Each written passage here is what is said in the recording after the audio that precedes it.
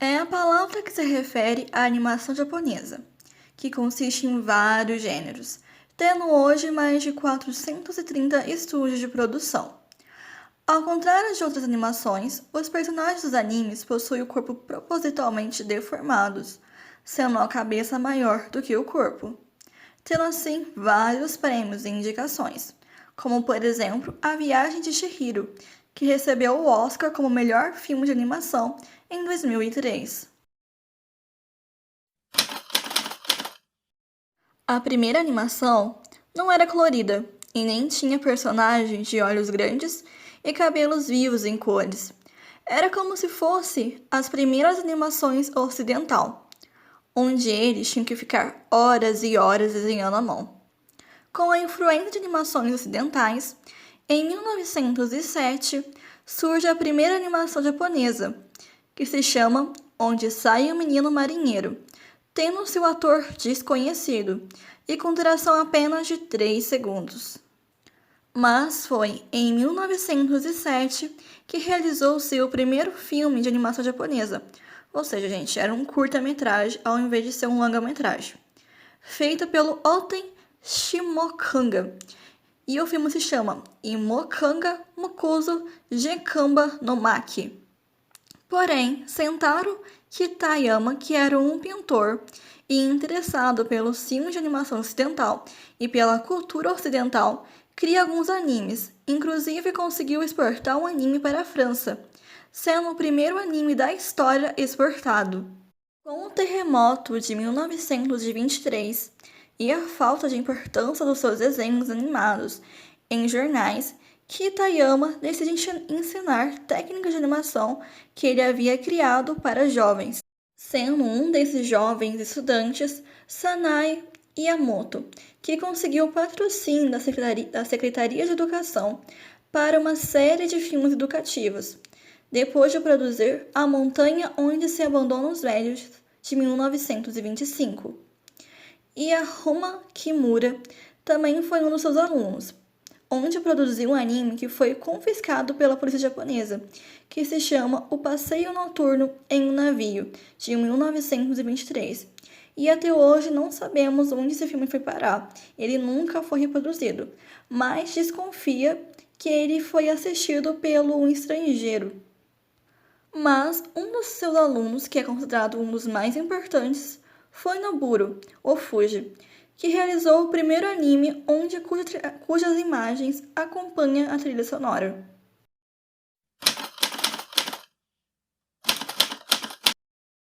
O dinheiro na primeira fase para a utilização de celuloide foi utilizado uma espécie de cartolina para fazer as animações.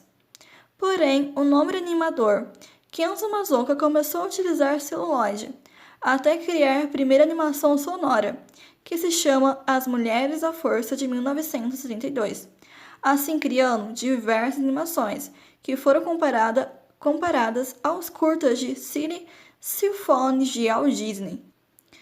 E nessa segunda fase, os curtas, as animações principalmente, teve mais foco em guerra, já que estava acontecendo a Segunda Guerra Mundial. Assim, Kenzo Mazoka decide passar seus estudos para Mitsubishi Catedral, onde ele faz vários curtas, inclusive curtas de sucesso, com propaganda de guerra, esse tipo de coisa. Mas, em 1945, junto com Kenzo Mazoka, qual era seu professor, eles acabam decidindo fazer um anime mais longo da história até naquela época, com 74 minutos, durando assim 14 meses. E o anime se chama Yuni no Shippinei, de 1945.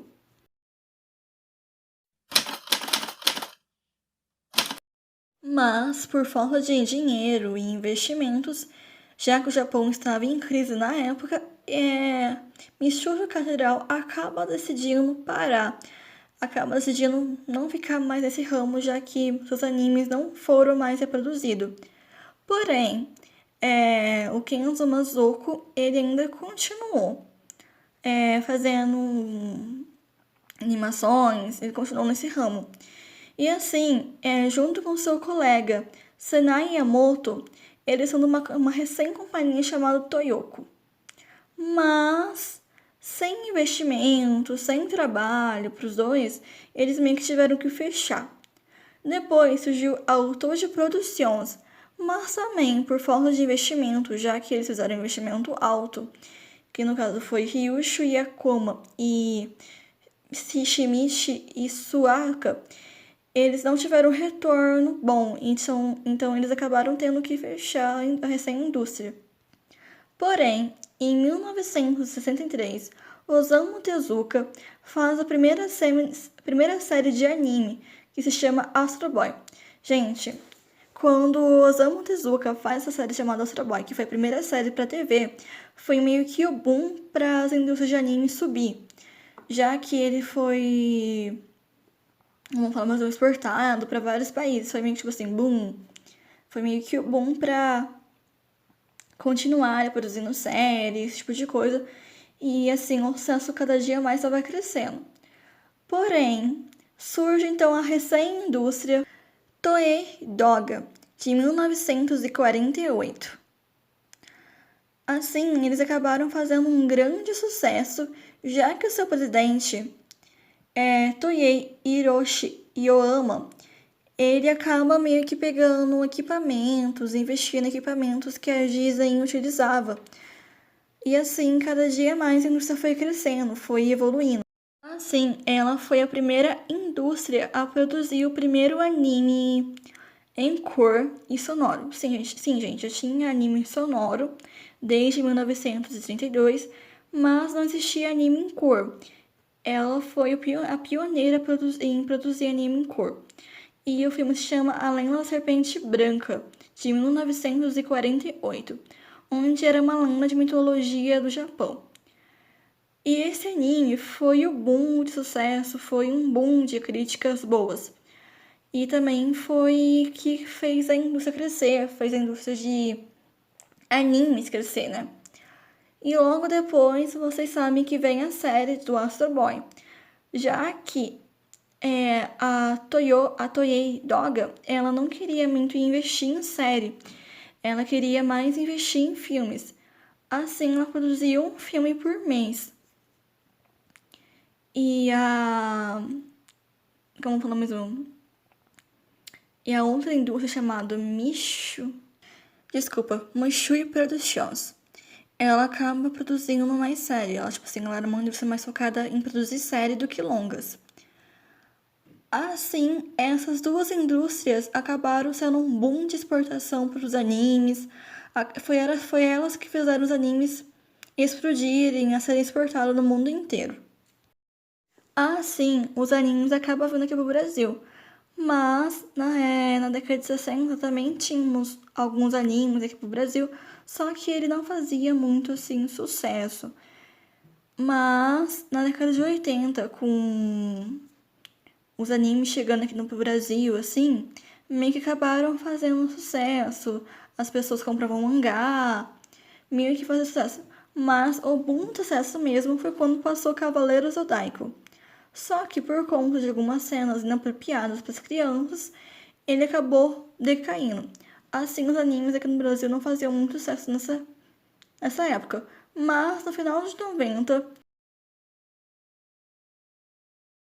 assim junto com Dragon Ball Z, Naruto, Digimon e Pokémon, acaba fazendo maior sucesso aqui no Brasil.